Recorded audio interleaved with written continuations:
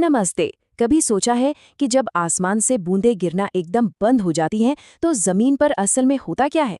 आज हम उसी खामोश आपदा को समझने वाले हैं जो चुपके से आती है लेकिन सब कुछ बदल कर रख देती है, सूखा। तो चलिए इस सवाल की तह तक चलते हैं। आखिर होता क्या है जब बारिश होना बंद हो जाती है? सुनने में ये सवाल बड़ा सीधा साधा लगता है, पर इसका जवाब वो कई परतों में छिपा है।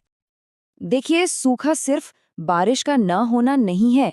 असल में ये एक बहुत लंबा दौर होता है जब नॉर्मल से काफी कम बारिश होती है, और इसका नतीजा पानी की भयानक कमी। ये एक ऐसी प्रॉब्लम है जो धीरे धीरे बढ़ती है और इसका असर भी हमें धीरे धीरे ही नजर आता है। ठीक है, तो अब जरा इसमें और गहराई से उतरते हैं। सूखा कोई एक सिंगल इवेंट नहीं है, बल्कि ये एक पूरी प्रक्रिया है, एक झरने की तरह, जहां एक चीज दूसरी को जन्म देती है और इसके चार अलग अलग चेहरे हैं। तो ये झरना शुरू होता है सीधा आसमान से। इसे कहते हैं मौसम संबंधी सूखा। मतलब जब बारिश ही नहीं हो रही। इसका पहला असर पड़ता है जमीन पर, और यहीं से शुरू होता है कृषि सूखा। मिट्टी सूखने लगती है, फसलें मुरझाने लगती हैं। पर कहानी यहीं खत्म नहीं होती। इसके बाद बारी आती है जल विज्ञान संबंधी सूखे की। नदियां, झीलें, तालाब सब सिकुड़ने लगते हैं। और जब ये सब होता है तो आखिर में आता है सामाजिक आर्थिक सूखा। एक ऐसा दौर जब पानी की ये कमी इंसानी जिंदगी और हमारी अर्थव्यवस्था दोनों की नींव हिला देती है। और ये जो पूरी प्रक्रिया है ना, ये एक डोमिनो इफेक्ट की तरह काम करती है, जिसका असर समाज के हर एक हिस्से पर पड़ता है। चलिए देखते हैं कि ये डोमिनो एक के बाद एक गिरते कैसे हैं। सबसे पहला और सबसे सीधा असर हमारी खेती पर। फसलें पूरी तरह बर्बाद हो जाती हैं, और इसका मतलब है किसानों के लिए आर्थिक तबाही। सोचिए, उनकी पूरी जिंदगी, उनकी मेहनत सब दांव पर लग जाती है।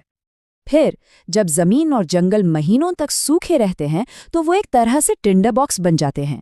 एक छोटी सी चिंगारी भी भयंकर आग का रूप ले सकती है।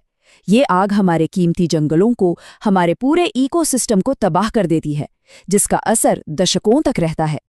ये असर सिर्फ खेतों और जंगलों तक सीमित नहीं रहता। पानी की कमी का मतलब है कि हमारे घरों के नलों में भी पानी आना बंद हो सकता है। और जब पीने का साफ पानी ही न मिले तो सोचिए सेहत पर कितना गंभीर खतरा पैदा हो जाता है।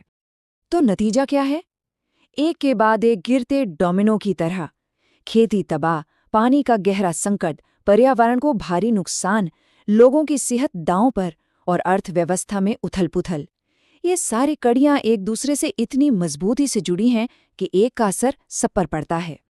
लेकिन बड़ा सवाल ये है कि क्या हम इस बिगड़ती स्थिति से लड़ सकते हैं?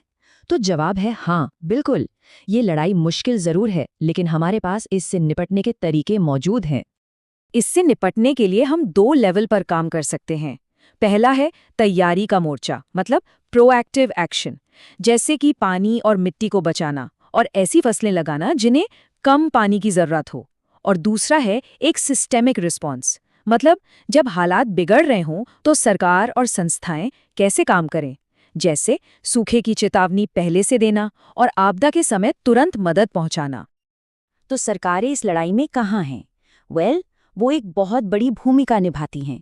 वो सूखा प्रबंधन के लिए बाकायदा प्लान बनाती हैं, पानी बचाने के लिए स्कीम्स चलाती हैं, किसानों को सब्सिडी और बीमा के जरिए सपोर्ट किया जाता है, और जब आपदा आती है तो प्रभावित लोगों तक खाना, पानी और ज़रूरी मदद पहुंचाई जाती है। जैसे भारत में NDMA यानी नेशनल डिजास्टर मैनेजमेंट अथॉरिटी जैसी संस्थाएं ही इन सभी कोशिशों को लीड करती हैं।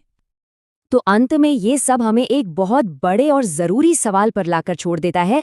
जिस तेज़ी से हमारा क्लाइमेट बदल रहा है, हम एक ऐसे भविष्य के लिए खुद को कैसे तैयार करें जहां शायद सूखा एक आम बात बन जाए, एक न्यू नॉर्मल। ये एक ऐसा सवाल है जिस पर हम सबको मिलकर सोचना होगा और काम भी करना होगा।